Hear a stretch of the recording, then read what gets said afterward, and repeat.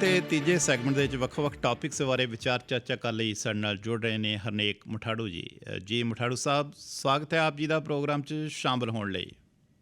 Thank you Basota Sahib, thank you so much.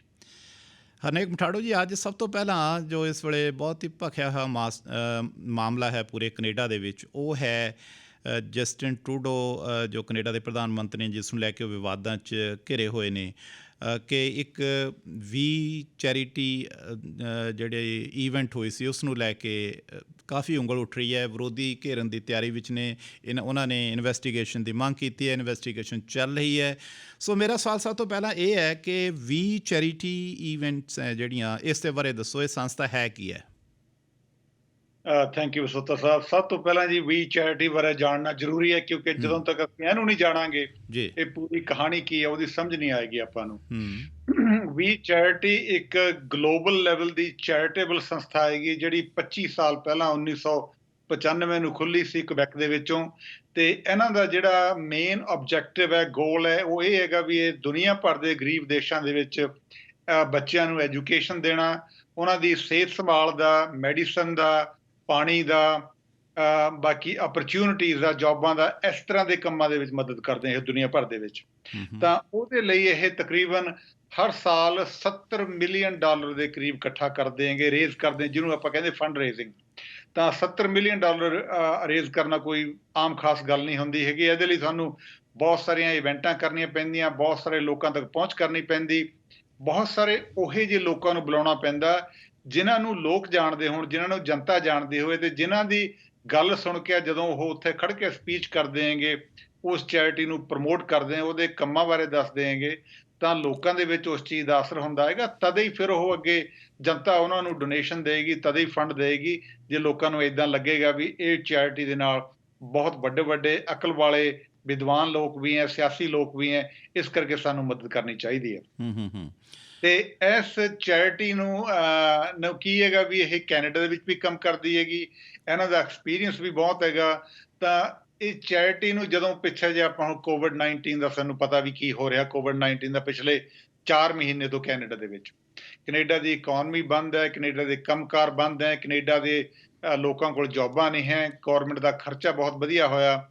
ਤਾਂ ਇਹ ਸਾਰਿਆਂ ਦੇ ਵਿੱਚ ਇੱਕ ਸੈਗਮੈਂਟ ਆਪਣੀ ਸੁਸਾਇਟੀ ਦਾ, ਜਿਹੜੇ ਸਟੂਡੈਂਟ ਹੈ, ਸਟੂਡੈਂਟ ਆਮ ਤੌਰ ਦੇ ਉੱਤੇ ਸਮਰ ਦੇ ਮਹੀਨਿਆਂ ਦੇ ਵਿੱਚ ਇਹ ਜੌਬਾਂ ਲੈ ਕੇ ਕੋਈ ਮੈਕਡੋਨਲਡ ਲੱਗਦਾ, ਕੋਈ ਟਿਮ ਹੋਰਟਨ ਲੱਗਦਾ, ਕੋਈ ਕਿਤੇ ਲੱਗਦਾ, ਕੋਈ ਕਿਤੇ ਲੱਗਦਾ, ਆਪਣਾ ਖਰਚਾ ਪਾਣੀ $5-4 ਹਜ਼ਾਰ ਸਾਲ ਦਾ ਕਮਾ ਲੈਂਦੇ ਹੈਗੇ।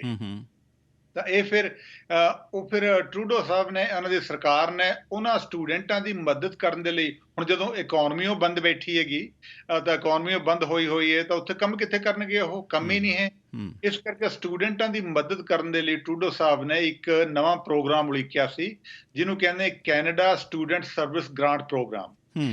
ਇਹ 900 ਮਿਲੀਅਨ ਦਾ, ਮਤਲਬ ਵੀ ਇਹ 90 ਕਰੋੜ ਦਾ ਪ੍ਰੋਗਰਾਮ ਸੀ, ਜਿਹੜੇ ਦੇ ਨਾਲ ਇਹਨਾਂ ਨੇ ਦੇਸ਼ ਭਰ ਦੇ ਵਿੱਚ ਸਟੂਡੈਂਟਾਂ ਦੀ ਮਦਦ ਕਰਨੀ ਸੀ। ਵੀ ਹਰ ਮਹੀਨੇ ਅਗਰ ਕੋਈ ਸਟੂਡੈਂਟ ਕੰਮ ਕਰਦਾ ਹੈਗਾ ਤਾਂ ਉਹਨੂੰ ਇਹ $1,000 ਮਹੀਨੇ ਦਾ ਦੇਣਗੇ, ਤੇ ਫਿਰ ਇਸ ਤਰ੍ਹਾਂ 5-4 ਮਹੀਨੇ ਦੇ ਵਿੱਚ ਇਹਨਾਂ ਨੂੰ $5,000 ਉਹ ਸਟੂਡੈਂਟ ਕਮਾ ਸਕਦੇ ਹੈਗੇ। ਉਹ ਸਾਰੇ ਪ੍ਰੋਗਰਾਮ ਦੀ ਜਿਹੜੀ ਇਹਨਾਂ ਨੇ ਐਡਮਿਨਿਸਟ੍ਰੇਸ਼ਨ ਕਰਨੀ ਸੀ, ਉਹ ਬਜਾਏ ਗੌਰਮੈਂਟ ਆਪ ਕਰਨ ਤੋਂ, ਉਹ ਚਾਹੁੰਦੀ ਸੀ, ਗੌਰਮੈਂਟ ਕਹਿੰਦੀ ਵੀ ਅਸੀਂ ਇਹੀ ਜਿਹੀ ਕਿਸੇ ਸੰਸਥਾ ਨੂੰ ਦਿਓ ਵੀ ਜਿਹੜੀ ਇਸ ਤਰ੍ਹਾਂ ਦੇ ਵਾਲੰਟੀਅਰ ਕੰਮਾਂ ਦੇ ਨਾਲ ਪਹਿਲਾਂ ਹੀ ਜੁੜੀ ਹੋਈ ਹੈ। ਨੈਚੁਰਲੀ ਫਿਰ ਉਹ ਸੰਸਥਾ, ਉਹਨਾਂ ਦੀ ਨਿਗਾਹ ਦੇ ਵਿੱਚ ਕੌਣ ਆਈ? ਜਿਹੜੀ ਚੈਰਿਟੀ ਜਿਹੜੀ ਇਹ ਕੰਮ ਕਰ ਰਹੀ ਪਹਿਲਾਂ। ਇਸ ਕਰਕੇ ਇਹ ਚੈਰਿਟੀ ਨੂੰ ਇਹਨਾਂ ਨੇ ਹਾਇਰ ਕਰ ਲਿਆ, ਮਤਲਬ ਅਪੁਆਇੰਟ ਕਰ ਲਿਆ ਵੀ ਅਸੀਂ ਇਹਦੇ ਥਰੂ ਕੰਮ ਕਰਾਂਗੇ। ਇਹੀ ਅੱਗੇ ਸਟੂਡੈਂਟਾਂ ਨੂੰ ਦੇਸ਼ ਭਰ ਦੇ ਵਿੱਚ ਉਹਨਾਂ ਦੀ ਮਦਦ ਕਰੇਗੀ, ਉਹਨਾਂ ਨੂੰ ਗ੍ਰਾਂਟਾਂ ਇਸ਼ੂ ਕਰੇਗੀ। ਅਸੀਂ ਇਹ 90 ਕਰੋੜ ਜਿਹੜਾ ਹੈਗਾ, $90 ਕਰੋੜ ਹੈਗਾ ਜਿਹੜਾ, ਇਹ ਅਸੀਂ ਇਸ ਸੰਸਥਾ ਨੂੰ ਦੇ ਦੇਣਾ। 90 ਦਾ ਮਤਲਬ ਹੈ $900 ਮਿਲੀਅਨ। ਜੀ ਹਰਨੇਕ, ਹੁਣ ਸਵਾਲ ਇਹ ਉੱਠਦਾ ਹੈ ਕਿ ਜਿਹੜਾ ਇਹਨਾਂ ਨੇ ਪੈਸਾ ਦਿੱਤਾ ਹੈ, ਇਹਨਾਂ ਦੇ ਪਰਿਵਾਰ ਦੇ ਮੈਂਬਰ ਇਸ ਸੰਸਥਾ 'ਚ ਇਨਵੋਲਵ ਨੇ, ਕਨਫਲਿਕਟ ਆਫ ਇੰਟਰਸਟ ਦਾ ਦੋਸ਼ ਲੱਗ ਰਿਹਾ ਇਹਨਾਂ 'ਤੇ, ਇਸ ਬਾਰੇ ਕੀ ਕਹੋਗੇ? ਬਿਲਕੁਲ ਬਿਲਕੁਲ, ਇਹਦੇ ਵਿੱਚ ਕੋਈ ਸ਼ੱਕ ਨਹੀਂ ਜੀ ਹੈ। ਦੇਖੋ, ਮੇਰਾ ਆਪਣਾ ਐਕਸਪੀਰੀਅੰਸ ਜ਼ਿੰਦਗੀ ਦੇ ਵਿੱਚ ਰਿਹਾ, ਕਿਉਂਕਿ ਮੈਂ 10-12 ਸਾਲ ਮਤਲਬ ਪਬਲਿਕ ਸੈਕਟਰ ਦੇ ਵਿੱਚ ਗੌਰਮੈਂਟ ਦਾ ਬਿਊਰੋਕਰੈਟ ਰਿਹਾ ਵੱਡੇ ਲੈਵਲ ਦੇ ਉੱਤੇ। ਤਾਂ ਜਿਹੜੇ ਬੰਦੇ ਪਬਲਿਕ ਸੈਕਟਰ ਦੇ ਵਿੱਚ, ਖਾਸ ਕਰਕੇ ਪੋਲੀਟੀਸ਼ੀਅਨ ਹੈ, ਪੋਲੀਟੀਸ਼ੀਅਨ ਜਿਹੜੇ ਉਹ ਵੀ ਦੇਸ਼ ਦੇ ਪ੍ਰਧਾਨ ਮੰਤਰੀ ਹੈਗੇ, ਉਹਨਾਂ ਨੂੰ ਤਾਂ ਆਪਣੇ ਉੱਤੇ ਵੀ ਕੋਈ ਉਂਗਲੀ ਨਾ ਚੁੱਕ ਸਕੇ, ਕਿਉਂਕਿ ਆਪੋਜੀਸ਼ਨ ਪਾਰਟੀਆਂ ਦਾ ਹਮੇਸ਼ਾ ਧਿਆਨ ਰਹਿੰਦਾ ਹੈਗਾ ਵੀ ਜਿਹੜੀ ਰੂਲਿੰਗ ਪਾਰਟੀ ਹੈ ਉਹ ਕੀ ਕਰ ਰਹੀ, ਕੀ ਨਹੀਂ ਕਰ ਰਹੀ। ਜਿੱਥੇ ਵੀ ਕਿਤੇ ਇਸ ਗੱਲ ਦਾ ਇਸ਼ਾਰਾ ਹੁੰਦਾ ਹੈ ਜਾਂ ਲੋਕਾਂ ਨੂੰ ਲੱਗਦਾ ਹੈਗਾ ਵੀ ਇਹ ਜਿਹੜੀ ਚੈਰਿਟੀ ਹੈਗੀ ਇਹ ਪ੍ਰਾਈਮ ਮਿਨਿਸਟਰ ਟਰੂਡੋ ਦੇ ਪਰਿਵਾਰ ਦੇ ਨਾਲ ਵੀ ਜੁੜੀ, ਕਿਉਂਕਿ ਇਹ ਬਹੁਤ ਸਾਰੀਆਂ ਇਵੈਂਟਾਂ ਕਰਦੀ ਚੈਰਿਟੀ। ਇਹਨਾਂ ਇਵੈਂਟਾਂ ਦੇ ਵਿੱਚ ਟਰੂਡੋ ਸਾਹਿਬ ਦੇ ਪਰਿਵਾਰ ਦੇ, ਇਹਨਾਂ ਦੀ ਮਦਰ, ਇਹਨਾਂ ਦਾ ਬ੍ਰਦਰ, ਇਹਨਾਂ ਦੀ ਵਾਈਫ, ਇਹ ਸਾਰਿਆਂ ਨੇ ਹਿੱਸਾ ਲਿਆ ਹੈਗਾ। ਪਰ ਹੁਣ ਇਹੀ ਜਿਹੜੀ ਆਪੋਜੀਸ਼ਨ ਹੈ ਦੋਸ਼ ਲਗਾ ਰਹੀ ਹੈ ਨਾ, ਇਹ clear cut conflict of interest ਹੈ। ਜਦੋਂ ਇਹ ਪ੍ਰਧਾਨ ਮੰਤਰੀ ਨਹੀਂ ਸੀ ਉਦੋਂ ਵੱਖਰੀ ਗੱਲ ਸੀ, ਹੁਣ ਜਦੋਂ ਕਿ ਖੁਦ ਪ੍ਰਾਈਮ ਮਿਨਿਸਟਰ ਨੇ ਕੈਨੇਡਾ ਦੇ, ਉੱਥੇ ਵਾਈਫ ਇਨਵੋਲਵ ਹੈ ਉਸ ਸੰਸਥਾ 'ਚ, ਇਹਨਾਂ ਦੀ ਮਦਰ ਇਨਵੋਲਵ ਹੈ, ਅਤੇ ਆਹ ਹੁਣ ਜੋ ਗੱਲਾਂ ਸਾਹਮਣੇ ਆ ਰਹੀਆਂ ਨੇ, ਮਦਰ ਨੂੰ ਅਤੇ ਇਹਨਾਂ ਦੇ ਬ੍ਰਦਰ ਨੂੰ ਪੇਮੈਂਟ ਦਿੱਤੀ ਗਈ ਹੈ ਇਸ ਦੇ ਵਿੱਚੋਂ। ਜੀ ਹਾਂਜੀ ਹਾਂਜੀ, ਇਹਦੇ ਵਿੱਚ ਕੀ ਹੈ ਨਾ ਵੀ ਪੇਮੈਂਟਾਂ ਦਾ ਜਦੋਂ ਆਪਾਂ ਕਰਦੇ ਹੈਗੇ ਇਹਦੇ ਵਿੱਚ ਜ਼ਿਕਰ, ਤਾਂ ਮਤਲਬ ਵੀ ਇਹਨਾਂ ਦੀ ਮਦਰ ਨੇ 28 ਇਵੈਂਟਾਂ ਦੇ ਵਿੱਚ ਪਾਰਟਿਸਿਪੇਟ ਕੀਤਾ, 28 ਇਵੈਂਟਾਂ ਦੇ ਵਿੱਚ ਇਹਨੂੰ ਪ੍ਰਮੋਟ ਕਰਿਆ। ਉਹਨਾਂ ਨੂੰ ਤਕਰੀਬਨ $2.5 ਲੱਖ ਦਾ ਦਿੱਤਾ ਗਿਆ ਹੈਗਾ, ਉਹਨਾਂ ਨੂੰ ਉਹਨਾਂ ਦੀ ਫੀਸ ਦਿੱਤੀ ਗਈ ਸਪੀਚਸ ਕਰਨ ਦੀ। ਇਹਨਾਂ ਦੇ ਬ੍ਰਦਰ ਨੇ ਤਕਰੀਬਨ 8 ਇਵੈਂਟਾਂ ਦੇ ਵਿੱਚ ਹਿੱਸਾ ਲਿਆ, ਉਹਨਾਂ ਨੂੰ $32,000 ਦਿੱਤਾ ਗਿਆ। ਇਹਨਾਂ ਦੀ ਵਾਈਫ ਸੋਫੀ ਟਰੂਡੋ ਨੇ ਇੱਕ ਇਵੈਂਟ ਦੇ ਵਿੱਚ ਹਿੱਸਾ ਲਿਆ, ਸ਼ਾਇਦ ਜ਼ਿਆਦਾ ਵਿੱਚ ਵੀ ਲਿਆ ਹੋਇਆ, ਪਰ ਪੈਸੇ ਉਹਨਾਂ ਨੂੰ ਇੱਕ ਦੇ ਵਿੱਚ $1,400 ਦਿੱਤਾ ਗਿਆ।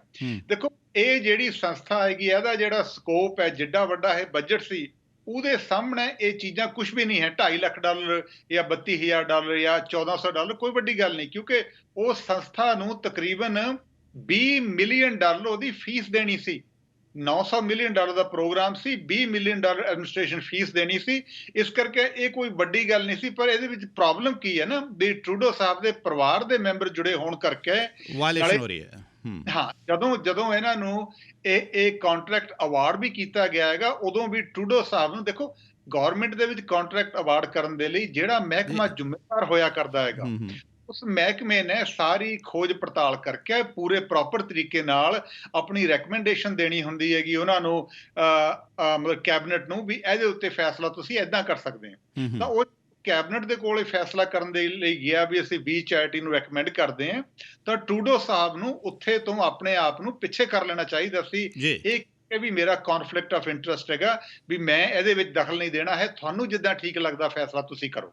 ਜੀ ਸੋ ਗੱਲ ਫਿਰ ਉੱਥੇ ਅਟਕਦੀ ਹੈ, ਚਾਹੇ ਵਾਇਲੇਸ਼ਨ $1 ਦੀ ਹੋਵੇ ਚਾਹੇ ਲੱਖ ਦੀ ਹੋਵੇ, one and the same thing. ਕਿਤੇ ਨਾ ਕਿਤੇ ਕਨਫਲਿਕਟ ਆਫ ਇੰਟਰਸਟ ਇਸ ਵਿੱਚ ਨਜ਼ਰ ਆ ਰਿਹਾ ਹੈ, ਜੋ ਨਬਜ਼ ਹੁਣ ਵਿਰੋਧੀ ਧਿਰ ਦੇ ਹੱਥ 'ਚ ਆਈ ਹੋਈ ਹੈ, ਜਿਸ ਨੂੰ ਲੈ ਕੇ ਉਹ ਬਾਰ-ਬਾਰ ਇਹ ਸਵਾਲ ਉਠਾ ਰਹੇ ਨੇ। ਜੀ ਬਿਲਕੁਲ ਬਿਲਕੁਲ, ਇਹ ਚਾਹੀਦਾ ਵੀ ਇਦਾਂ ਹੀ ਹੈ ਜੀ। ਇਹ ਚੱਕਰ ਕੀ ਹੈ ਨਾ, ਵੀ ਜਿਹੜੀ ਪਬਲਿਕ ਸਰਵੈਂਟ ਹੈਗੇ ਜਾਂ ਜਿਹੜੇ ਪੋਲੀਟੀਸ਼ੀਅਨ ਹੈ, ਇਹਨਾਂ ਦੇ ਕੋਲ ਬਹੁਤ ਸਾਰੀ ਪਾਵਰ ਹੁੰਦੀ ਹੈਗੀ, ਇਹਨਾਂ ਦੇ ਅੰਡਰ ਸਾਰੀ ਬਿਊਰੋਕ੍ਰੇਸੀ, ਸਾਰੀ ਪੁਲਿਸ, ਸਾਰਾ ਸਿਸਟਮ ਕੰਮ ਕਰਦਾ ਹੁੰਦਾ, ਅਰਬਾਂ ਖਰਬਾਂ ਡਾਲਰ ਦਾ ਇਹ ਕੰਮ ਕਰਦੇ ਹੁੰਦੇ। ਤਾਂ ਅਗਰ ਇਹਨਾਂ ਦੇ ਉੱਤੇ ਨਿਗਾਹ ਨਾ ਰੱਖੀ ਜਾਵੇ ਤਾਂ ਬਹੁਤ ਵੱਡੀ ਪ੍ਰੋਬਲਮ ਹੋ ਜਾਂਦੀ। ਇਹ ਪਾਰਲੀਮੈਂਟਰੀ ਐਥਿਕਸ ਆਫਿਸਰ ਹੈ, ਉਹਦੇ ਕੋਲ ਕੰਜ਼ਰਵੇਟਿਵ ਪਾਰਟੀ ਦੇ ਇੱਕ MP ਨੇ ਕੰਪਲੇਂਟ ਕੀਤੀ ਵੀ ਸਾਨੂੰ ਲੱਗਦਾ ਹੈਗਾ ਵੀ ਇਹ ਜੋ ਹੋ ਰਿਹਾ ਗਲਤ ਹੋ ਰਿਹਾ, ਕੌਨਫਲਿਕਟ ਆਫ ਇੰਟਰਸਟ ਹੈ। ਉਹਨਾਂ ਨੇ ਅੱਗੇ ਫਿਰ ਇਹਦੀ ਇਨਵੈਸਟੀਗੇਸ਼ਨ ਸ਼ੁਰੂ ਕੀਤੀ, ਤਾਂ ਉਹਦੇ ਵਿੱਚ ਇਹ ਸਾਰਾ ਕੁਝ ਆਇਆ। ਤਾਂ ਜਿਹੜੀ ਚੈਰਿਟੀ ਹੈ ਉਹ 2 ਦਿਨ ਹੋਏ, ਉਹ ਛੱਡ ਕੇ ਪਿੱਛੇ ਹੋ ਗਈ ਆਪਣੇ ਆਪ। ਉਹਨਾਂ ਨੇ ਆਪਣੇ ਆਪ ਨੂੰ ਅਸਤੀਫਾ ਦੇ ਦਿੱਤਾ, ਕਹਿੰਦੇ ਵੀ ਅਸੀਂ ਇਹ ਪ੍ਰੋਗਰਾਮ ਐਡਮਿਨਿਸਟ੍ਰੇਟਰ ਕਰਨਾ ਹੀ ਨਹੀਂ ਹੈਗਾ, ਅਸੀਂ ਨਹੀਂ ਇਹ ਚੱਕਰ 'ਚ ਪੈਣਾ ਹੈਗਾ ਵੀ ਤਾਂ ਕਿ ਸਾਡੀ ਸੰਸਥਾ ਦੇ ਉੱਤੇ ਉਂਗਲੀ ਉੱਠਣੀ ਸ਼ੁਰੂ ਹੋਏ। ਜੀ ਸੋ ਇਹ ਸੀ ਜੋ ਵੀ ਚੈਰਿਟੀ ਸੰਸਥਾ, ਉਸ ਦੇ ਬਾਰੇ ਵਿਸਥਾਰ ਨਾਲ ਵਿਚਾਰ ਚਰਚਾ। ਹੁਣ ਕਮਰਸ਼ੀਅਲ ਬ੍ਰੇਕ ਲੈਂਦੇ ਹਾਂ, ਇਸ ਤੋਂ ਬਾਅਦ ਅਗਲੇ ਸੈਗਮੈਂਟ ਵਿੱਚ ਨਵੇਂ ਟੌਪਿਕਸ ਦੇ ਨਾਲ ਵਿਚਾਰ ਚਰਚਾ ਲਈ ਵਾਪਸ ਆਉਂਦੇ ਹਾਂ।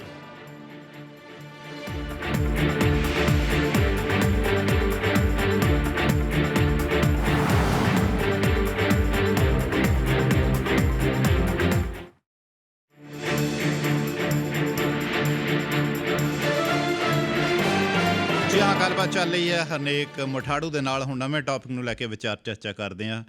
ਹਰਨੇਕ ਮਠਾੜੂ ਜੀ, ਅੱਜ ਨਵੀਂ ਸਟੱਡੀ ਆਈ ਹੈ, ਬੜੀ ਰੌਚਕ ਹੈ, ਜਿਸ ਦੇ ਵਿੱਚ ਇਹ ਦੱਸਿਆ ਗਿਆ ਕਿ ਜਦੋਂ ਹੁਣ ਜਿਹੜੇ ਬਿਜ਼ਨਸ ਹੈ ਰੀਓਪਨ ਹੋ ਗਏ ਨੇ, ਮੁੜ ਖੁੱਲ੍ਹੇ ਨੇ, ਲੋਕੀ ਕੰਮ 'ਤੇ ਜਾ ਰਹੇ ਨੇ ਕੋਵਿਡ-19 ਦੇ ਦੌਰਾਨ, ਜੋ ਵੇਖਣ 'ਚ ਸਰਵੇ ਹੈ ਇਸ ਵਿੱਚ ਇਹ ਦੱਸਿਆ ਗਿਆ ਹੈ ਕਿ ਇਹ ਜਦੋਂ ਹੁਣ ਮੁੜ ਕੇ ਕੰਮ 'ਤੇ ਜਾਣਾ, ਜਿਹੜੀਆਂ ਕੈਨੇਡੀਅਨ ਮਦਰਸ ਨੇ ਉਹ ਜ਼ਿਆਦਾ ਪ੍ਰਭਾਵਿਤ ਨੇ, ਉਹ ਜ਼ਿਆਦਾ ਉਹਨਾਂ 'ਤੇ ਇੰਪੈਕਟ ਪੈ ਰਿਹਾ ਹੈ ਜੋ ਕੈਨੇਡੀਅਨ ਫਾਦਰਸ ਨੇ ਉਹਨਾਂ ਦੇ ਮੁਕਾਬਲੇ। ਇਸ ਬਾਰੇ ਦੱਸੋ ਜੀ। ਬਿਲਕੁਲ ਜੀ, ਬਿਲਕੁਲ ਏਦਾਂ ਹੀ ਹੈ ਕਹਾਣੀ ਇਹ ਕੀ ਹੈਗਾ ਵੀ ਜਿਹੜੀਆਂ ਕੈਨੇਡੀਅਨ ਮਦਰਸ ਹੈਗੀਆਂ, ਉਹਨਾਂ ਦੇ ਉੱਤੇ ਫਾਦਰਸ ਦੇ ਨਾਲੋਂ 9 ਗੁਣਾ ਜ਼ਿਆਦਾ ਹੂੰ, ਅਸਰ ਪੈ ਰਿਹਾ ਹੈਗਾ ਉਹਨਾਂ ਨੂੰ ਜੌਬਾਂ ਦੇ ਵਿੱਚ ਵਾਪਸ ਬੁਲਾਏ ਜਾਣ ਤੋਂ। ਉਹਦਾ ਹੋ ਕੀ ਰਿਹਾ ਹੈਗਾ ਵੀ ਇਹ ਜਿਹੜੀ ਯੂਬੀਸੀ ਵਾਲਿਆਂ ਨੇ, ਯੂਨੀਵਰਸਿਟੀ ਆਫ ਬ੍ਰਿਟਿਸ਼ ਕੋਲੰਬੀਆ ਵਾਲਿਆਂ ਨੇ ਰਿਸਰਚ ਕੀਤੀ ਹੈਗੀ, ਉਹਦੇ 'ਚ ਉਹਨਾਂ ਨੇ ਦੱਸਿਆ ਹੈਗਾ, ਕਹਿੰਦੇ ਵੀ ਜਿਹੜੀਆਂ ਮਦਰਸ ਹੈਗੀਆਂ, ਉਹਨਾਂ ਦੇ ਉੱਤੇ ਪਰਿਵਾਰਕ ਜ਼ਿੰਮੇਵਾਰੀਆਂ ਜ਼ਿਆਦਾ ਹੁੰਦੀਆਂ ਹੈਗੀਆਂ, ਬੱਚਿਆਂ ਦੀਆਂ ਜ਼ਿੰਮੇਵਾਰੀਆਂ, ਖਾਸ ਕਰਕੇ ਜਿਹੜੀਆਂ ਮਦਰਸ ਦੇ ਬੱਚੇ ਸਕੂਲ ਏਜ ਦੇ ਬੱਚੇ ਹੈਗੇ, ਹੂੰ, ਸਕੂਲ ਤੋਂ ਬੰਦ ਪਏ ਹੈਗੇ, ਉਹ ਬੱਚਿਆਂ ਨੂੰ ਘਰ ਦੇ ਵਿੱਚ ਰੱਖਣਾ, ਘਰ ਦੇ ਵਿੱਚ ਸੰਭਾਲਣਾ ਹੈਗਾ, ਸਾਰੀ ਜ਼ਿੰਮੇਵਾਰੀ ਚੱਕਣੀ ਹੈਗੀ। ਇਸ ਕਰਕੇ ਉਹ ਵਾਪਸ ਬੁਲਾਈਆਂ ਵੀ ਜਾਣ ਕੰਮ ਦੇ ਉੱਤੇ, ਉਹ ਫਿਰ ਵੀ ਨਹੀਂ ਜਾ ਸਕਦੀਆਂ ਹੈਗੀਆਂ। ਫਿਰ ਦੂਜਾ, ਪਰਿਵਾਰ ਦੇ ਵਿੱਚ ਇਹ ਦੇਖਣਾ ਹੁੰਦਾ ਵੀ ਕਿਹਦੀ ਜੌਬ ਚੰਗੀ ਹੈਗੀ, ਕਿਹਦੀ ਇਨਕਮ ਜ਼ਿਆਦਾ ਹੈਗੀ। ਆਮ ਤੌਰ ਦੇ ਉੱਤੇ ਜਨਰਲੀ ਸਪੀਕਿੰਗ ਮੈਨ ਜਿਹੜੇ ਹੈਗੇ, ਉਹਨਾਂ ਦੀ ਇਨਕਮ ਜ਼ਿਆਦਾ ਹੁੰਦੀ ਹੈਗੀ, ਹੂੰ, ਉਹ ਕੰਮ ਦੇ ਉੱਤੇ ਜ਼ਿਆਦਾ ਜਾਂਦੇ ਹੁੰਦੇ। ਤੇ ਦੂਜੀ ਗੱਲ ਹੈਗੀ, ਇਹ ਜਿਹੜੀ ਹੈਗੀ ਕੋਵਿਡ-19 ਦਾ ਵੱਡਾ ਜਿਹੜਾ ਅਸਰ ਹੋਇਆ ਹੈਗਾ, ਉਹ ਜਿਹੜੀ ਸਮਾਲਰ ਤੇ ਵੀਕਰ ਸੈਕਸ਼ਨ ਆਫ ਸੋਸਾਇਟੀ ਹੈ, ਜਿਹੜੇ ਗਰੀਬ ਤਬਕੇ ਦੇ ਲੋਕ ਹੈਗੇ, ਖਾਸ ਕਰਕੇ ਜਿਹੜੇ ਰੀਟੇਲ ਤੇ ਹੌਸਪੀਟੈਲਿਟੀ ਇੰਡਸਟਰੀ ਦੇ ਨਾਲ ਕੰਮ ਕਰਦੇ ਹੈਗੇ, ਉਹਨਾਂ ਦੇ ਵਿੱਚ ਜਿਹੜੇ ਵਰਕਰ ਕਲਾਸ ਹੁੰਦੇ ਹੈਗੇ, ਲੇਡੀਜ਼ ਆਮ ਤੌਰ ਦੇ ਉੱਤੇ ਉਹ ਜਿਹੜੀਆਂ ਕੰਮ ਕਰਦੀਆਂ, ਖਾਸ ਕਰਕੇ BC ਦੇ ਵਿੱਚ 90% ਜਿਹੜੇ ਕੋਵਿਡ-19 ਕਰਕੇ ਲੇ ਆਫਾਂ ਹੋਈਆਂ, ਉਹ ਹੌਸਪੀਟੈਲਿਟੀ ਤੇ ਰੀਟੇਲ ਇੰਡਸਟਰੀ ਦੇ ਨਾਲ ਜੁੜੀਆਂ ਹੋਈਆਂ। ਹੂੰ, ਐਸੇ ਕਰਕੇ ਇੱਕ ਤਾਂ ਲੇਡੀਜ਼ ਦੇ ਉੱਤੇ ਘਰ ਦੀ ਜ਼ਿੰਮੇਵਾਰੀ ਹੈ, ਦੂਜਾ ਉਹਨਾਂ ਦੇ ਕੰਮਕਾਰ ਵੀ ਹਲੇ ਨਹੀਂ ਖੁੱਲੇ, ਹੋਟਲ ਵੀ ਬੰਦ ਪਏ ਹੈ, ਰੈਸਟੋਰੈਂਟ ਵੀ ਬੰਦ ਪਏ ਹੈਗੇ, ਤੇ ਬਾਕੀ ਉਧਰ ਸਕੂਲਾਂ ਦੀ ਜ਼ਿੰਮੇਵਾਰੀ ਹੈ, ਬੱਚੇ ਸਕੂਲ ਵੀ ਨਹੀਂ ਜਾ ਰਹੇ, ਉਹਨਾਂ ਨੇ ਇਸ ਕਰਕੇ ਲੇਡੀਜ਼ ਵਿਚਾਰੀਆਂ ਬਹੁਤ ਪਿੱਛੇ ਰਹਿ ਰਹੀਆਂ ਹੈਗੀਆਂ, 9-10 ਗੁਣਾ ਆਦਮੀਆਂ ਨਾਲ ਪਿੱਛੇ ਰਹਿ ਰਹੀਆਂ ਹੈਗੀਆਂ, ਜੈਂਡਰ ਕਰਕੇ ਤੇ ਉਹਨਾਂ ਦੀਆਂ ਜ਼ਿੰਮੇਵਾਰੀਆਂ ਕਰਕੇ। ਜੀ। ਤੇ ਹੁਣ ਅਗਲੇ ਟੌਪਿਕ ਵੱਲ ਵੱਧਦੇ ਹਾਂ। ਅਗਲਾ ਟੌਪਿਕ ਵੀ ਇਸ ਤਰ੍ਹਾਂ ਦਾ ਹੀ ਹੈਗਾ ਕਿ ਜਿਹੜੇ ਪ੍ਰੈਗਨੈਂਟ ਕੈਨੇਡੀਅਨਸ ਨੇ, ਉਹ ਵਰਿਡ ਨੇ, ਚਿੰਤਤ ਨੇ ਇਸ ਗੱਲ ਨੂੰ ਲੈ ਕੇ, ਜਿਹੜੇ ਪੇਰੈਂਟਲ ਲੀਵ ਬੈਨੀਫਿਟਸ ਨੇ, ਉਹ ਉਹਨਾਂ ਦਾ ਫਾਇਦਾ ਨਹੀਂ ਉਠਾ ਸਕਣੇ, ਕਿਉਂਕਿ ਜਿਹੜੇ ਕੋਵਿਡ-19 ਦੌਰਾਨ ਹੈ, ਵਰਕ ਆਵਰਸ ਨੇ ਜਿਹੜੇ, ਉਹ ਅਫੈਕਟਡ ਨੇ। ਇਸ ਬਾਰੇ ਦੱਸੋ ਜੀ, ਬਸੋਤਾ ਸਾਹਿਬ, ਇਹ ਜੀ ਆਪਣਾ ਮੈਟਰਨਿਟੀ ਬੈਨੀਫਿਟ ਪ੍ਰੋਗਰਾਮ ਕਹਿੰਦੇ ਆ ਇਹਨੂੰ। ਹੂੰ ਕੀ ਹੈਗਾ ਵੀ ਜਿਹੜਾ ਵੀ ਕੋਈ EMPLOYE ਵਰਕਰ ਹੁੰਦਾ ਹੈਗਾ, ਲੇਡੀਜ਼ ਜਿਹੜੀਆਂ ਹੈਗੀਆਂ ਉਹ ਕੰਮ ਕਰਦੀਆਂ ਹੈਗੀਆਂ, ਤਾਂ ਉਹ ਜਦੋਂ ਕੰਮ ਤੋਂ ਬਾਅਦ ਪ੍ਰੈਗਨੈਂਸੀ ਹੁੰਦੀ ਹੈ, ਪ੍ਰੈਗਨੈਂਸੀ ਤੋਂ ਬਾਅਦ ਜਦੋਂ ਉਹਨਾਂ ਨੂੰ ਪਤਾ ਹੈਗਾ ਵੀ ਹੁਣ ਸਾਨੂੰ ਟਾਈਮ ਆਫ ਲੈਣਾ ਪੈਣਾ ਹੈਗਾ, ਸਾਨੂੰ ਬੱਚੇ ਦਾ ਜਨਮ ਹੋਣਾ, ਬੱਚੇ ਨੂੰ ਸੰਭਾਲਣਾ ਹੈਗਾ, ਤਾਂ ਉਹਦੇ ਅੰਡਰ ਇਹ ਮੈਟਰਨਿਟੀ ਬੈਨੀਫਿਟ ਦੇ ਪ੍ਰੋਗਰਾਮ ਦੇ ਵਿੱਚ ਫਾਇਦਾ ਲੈ ਸਕਦੀਆਂ, ਜਿਹਦੇ ਰਾਹੀਂ ਇਹਨਾਂ ਨੂੰ ਅਪ ਟੂ $573 ਜਾਂ 55% ਜਿੰਨੀ ਉਹਨਾਂ ਦੀ ਪੇ ਹੁੰਦੀ ਉਹ ਮਿਲ ਸਕਦਾ, ਅਪ ਟੂ $573 ਪਰ ਵੀਕ ਮਿਲ ਸਕਦਾ, ਤੇ ਇਹ ਤਕਰੀਬਨ 15 ਹਫ਼ਤੇ ਮਿਲ ਸਕਦਾ ਹੈਗਾ ਇਹ। ਹੂੰ ਹੂੰ ਇਸ ਕਰਕੇ ਇਹ ਹੋ ਕੀ ਰਿਹਾ ਹੈਗਾ ਵੀ ਜਦੋਂ ਦਾ ਕੋਵਿਡ-19 ਹੋਇਆ ਹੈਗਾ, ਉਹਦੀ ਪ੍ਰੋਬਲਮ ਕੀ ਆਈ ਹੈਗੀ ਵੀ ਲੇਡੀਜ਼ ਨੂੰ ਜਿਹੜੀਆਂ ਪ੍ਰੈਗਨੈਂਟ ਸੀ, ਉਹਨਾਂ ਨੂੰ ਡਾਕਟਰਾਂ ਨੇ ਕਹਿ ਦਿੱਤਾ ਵੀ ਸਾਨੂੰ ਨਹੀਂ ਪਤਾ ਵੀ ਇਹ ਬਿਮਾਰੀ ਕਿੱਥੇ ਤੱਕ ਫੈਲਣੀ ਹੈ, ਕੀ ਹੋਣਾ, ਤੁਸੀਂ ਕੰਮ ਤੋਂ ਛੁੱਟੀ ਲਓ, ਹਾਲੇ ਟਿਕ ਕੇ ਘਰੇ ਬੈਠੋ। ਨਾਲੇ ਗੌਰਮੈਂਟ ਨੇ ਉਹ ਜਿਹੜਾ CERB ਪ੍ਰੋਗਰਾਮ ਅਨਾਉਂਸ ਕਰਦਾ ਸੀ $2000 ਪਰ ਮਹੀਨੇ ਦਾ, ਹੂੰ ਇਸ ਕਰਕੇ ਉਹ ਪੈਸੇ ਉਧਰੋਂ ਮਿਲਣ ਲੱਗ ਗਏ, ਲੇਡੀਜ਼ ਨੇ ਕੰਮ ਕਰਨਾ ਬੰਦ ਕਰ ਦਿੱਤਾ, ਘਰੇ ਬੈਠ ਗਿਆ। ਪਰ ਹੁਣ ਅਹਿਸਾਸ ਇਹ ਹੋ ਰਿਹਾ ਹੈਗਾ ਵੀ ਉਹ ਜਿਹੜੇ ਉਹਨਾਂ ਨੂੰ ਮਿਨੀਮਮ 600 ਘੰਟੇ ਦਾ ਕੰਮ ਕਰਿਆ ਹੋਣਾ ਚਾਹੀਦਾ ਹੈਗਾ ਛੁੱਟੀ ਲੈਣ ਤੋਂ ਪਹਿਲਾਂ 1 ਸਾਲ ਦੇ ਵਿੱਚ, ਅਗਰ ਉਹ 600 ਘੰਟੇ ਉਹਨਾਂ ਦੇ ਨਹੀਂ ਬਣਦੇ ਤਾਂ ਉਹਨਾਂ ਨੂੰ ਤਾਂ ਮੈਟਰਨਿਟੀ ਬੈਨੀਫਿਟ ਨਹੀਂ ਮਿਲਣਾ। ਹੂੰ ਇਹ ਪ੍ਰੋਬਲਮ ਆ ਰਹੀ ਹੈਗੀ। ਤਾਂ ਇਹ ਖਾਸ ਕਰਕੇ ਦੇਖੋ, ਜਿਹੜਾ ਤੁਸੀਂ 2 ਮਹੀਨੇ 3 ਮਹੀਨੇ ਹੁਣ ਉਹ CERB ਬੈਨੀਫਿਟ ਲੈ ਕੇ ਘਰੇ ਬੈਠ ਗਏ, ਹੂੰ ਉਹ ਤੁਸੀਂ ਕੰਮ ਤਾਂ ਨਹੀਂ ਕੀਤਾ, ਕੰਮ ਦੇ ਉਹ ਤੁਹਾਡੇ ਜਿਹੜੇ ਘੰਟੇ ਆ ਉਹ ਤਾਂ ਨਹੀਂ ਪੂਰੇ ਹੋਏ। ਤਾਂ 52 ਹਫ਼ਤੇ ਦੇ ਵਿੱਚ ਤੁਸੀਂ 600 ਘੰਟੇ ਕੰਮ ਕਰਿਆ ਹੋਣਾ ਚਾਹੀਦਾ, ਤਾਂ ਤੁਸੀਂ ਮੈਟਰਨਿਟੀ ਬੈਨੀਫਿਟ ਦੇ ਲਈ ਕੁਆਲੀਫਾਈ ਕਰੋਗੇ। ਤਾਂ ਹੁਣ ਇਹ ਪ੍ਰੋਬਲਮ ਗਵਰਨਮੈਂਟ ਦੇ ਅੱਗੇ ਲਿਆਂਦੀ ਜਾ ਰਹੀ ਵੀ ਸਾਨੂੰ ਇਹ ਦਿੱਕਤ ਆ ਰਹੀ ਹੈਗੀ, ਤਾਂ ਉਹ ਮੇਰੇ ਖਿਆਲ ਵਿੱਚ ਗਵਰਨਮੈਂਟ ਨੇ ਇਸ ਪ੍ਰੋਬਲਮ ਨੂੰ ਦੇਖਦੇ ਹੋਏ ਇਸ ਪ੍ਰੋਬਲਮ ਦਾ ਹੱਲ ਕਰਕੇ ਉਹ ਜਿਹੜੇ ਘੰਟੇ ਵਗੈਰਾ ਆਏਗੇ 600 ਦੀ ਬਜਾਏ ਘੱਟ ਕਰ ਦੇਣਗੇ, ਐਡਜਸਟ ਕਰ ਦੇਣਗੇ। ਕਿਉਂਕਿ ਗਵਰਨਮੈਂਟ ਨੇ ਜਿੱਥੇ ਸਾਰੀ ਦੇਸ਼ ਦੇ ਵਿੱਚ ਇੰਨੇ ਲੋਕਾਂ ਦੀ ਮਦਦ ਕੀਤੀ ਹੈ, ਅਰਬਾਂ ਡਾਲਰ ਖਰਚ ਕਰ ਦਿੱਤਾ, ਤਾਂ ਇਹ ਮੇਰਾ ਨਹੀਂ ਖਿਆਲ ਵੀ ਗਵਰਨਮੈਂਟ ਇਹਨਾਂ ਨੂੰ ਪਿੱਛੇ ਰਹਿਣ ਦੇਗੀ, ਇਹਨਾਂ ਦੇ ਕੇਸਾਂ ਦੇ ਵਿੱਚ ਵੀ ਇਹਨਾਂ ਦੀ ਪੂਰੀ ਮਦਦ ਕਰੇਗੀ। ਸੋ ਤੁਹਾਨੂੰ ਲੱਗਦਾ ਹੈ ਕਿ ਜਿਸ ਕਾਰਨ ਇਹ ਪ੍ਰੈਗਨੈਂਟ ਲੇਡੀਜ਼ ਨੇ ਜਿਹੜੀਆਂ, ਉਹ ਵਰਿਡ ਨੇ ਇਸ ਇਸ਼ੂ ਨੂੰ ਲੈ ਕੇ, ਸਰਕਾਰ ਇਹਨਾਂ ਦੀ ਬਾਂਹ ਫੜੇਗੀ, ਸੁਣਵਾਈ ਹੋਏਗੀ? ਬਿਲਕੁਲ ਫੜੇਗੀ ਜੀ, ਬਿਲਕੁਲ ਫੜੇਗੀ। ਇਸ ਤੋਂ ਬਿਨਾਂ ਚਾਰਾ ਹੀ ਨਹੀਂ ਸਰਕਾਰ ਦੇ ਕੋਲ ਹੋਰ, ਕਿਉਂਕਿ ਇਹ ਜਿਹੜਾ ਪ੍ਰੋਗਰਾਮ ਹੈਗਾ ਇਹ ਲੋਕਾਂ ਨੇ ਆਪ ਨਹੀਂ ਲਿਆਂਦਾ, ਇਹ ਇਹਨਾਂ ਦੇ ਉੱਤੇ। ਜੀ, ਬਹੁਤ ਬਹੁਤ ਧੰਨਵਾਦ ਹਰਨੇਕ ਮਠਾੜੋ ਜੀ ਪ੍ਰੋਗਰਾਮ ਸ਼ਾਮਲ ਹੋਣ ਲਈ ਸਰ। ਥੈਂਕ ਯੂ ਜੀ, ਥੈਂਕ ਯੂ ਸੋਤਾ ਸਾਹਿਬ। ਸੋ ਦੋਸਤੋ, ਇਹ ਸੀ ਫੋਕਸ ਪੰਜਾਬੀ ਪ੍ਰੋਗਰਾਮ ਦੇ ਵਿੱਚ ਵੱਖ-ਵੱਖ ਟੌਪਿਕਸ ਬਾਰੇ ਵਿਚਾਰ ਚਰਚਾ। ਇਸ ਦੇ ਨਾਲ ਅੱਜ ਦਾ ਇਹ ਪ੍ਰੋਗਰਾਮ ਇੱਥੇ ਹੀ ਸਮਾਪਤ ਕਰਦੇ ਹਾਂ। ਕੱਲ੍ਹ ਹੁਣ ਇਸ ਪ੍ਰੋਗਰਾਮ 'ਚ ਫਿਰ ਇਸੇ ਸਮੇਂ ਹੋਵੇਗੀ ਮੁਲਾਕਾਤ।